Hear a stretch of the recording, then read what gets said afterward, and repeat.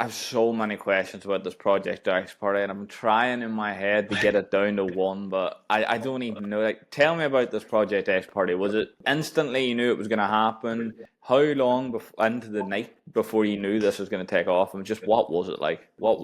Tell me everything. I need to know. Basically, so during that time, I was a tennis coach.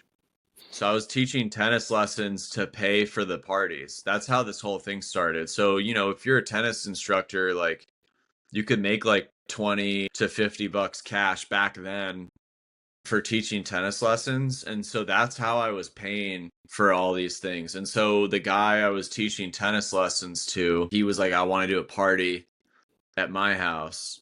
And he had like this huge house in Beverly Hills. And then basically we had talked to someone else and they had another house that we were going to do like an after party at.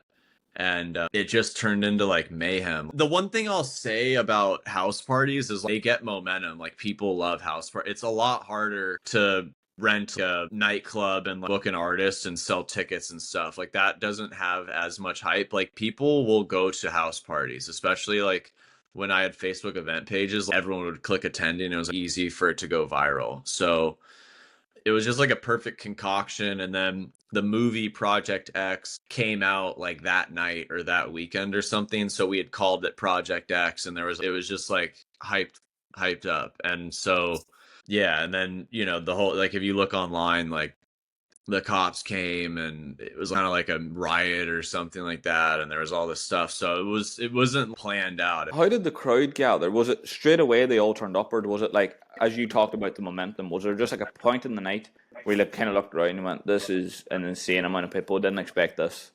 Well, what really happened is, the first party was at the guy's house that I knew. And that one kind of got shut down a little bit early because he lived in the hills in Beverly Hills and it was like a misty night. And I think someone maybe hit a car or something like that. And the cops came, shut it down. And then there was a second house lined up that was supposed to be the after party house. And I think like a bunch of people went there and that's where it got crazy. And I didn't even really make it to that until the tail end because I knew the first kid. So I wanted to make sure everything was like good. I think the reason why the second one was where it really blew up is because it was just like 1,000 people driving to a house basically, and it just turned into a full, you know what I mean? That's my guess, at least.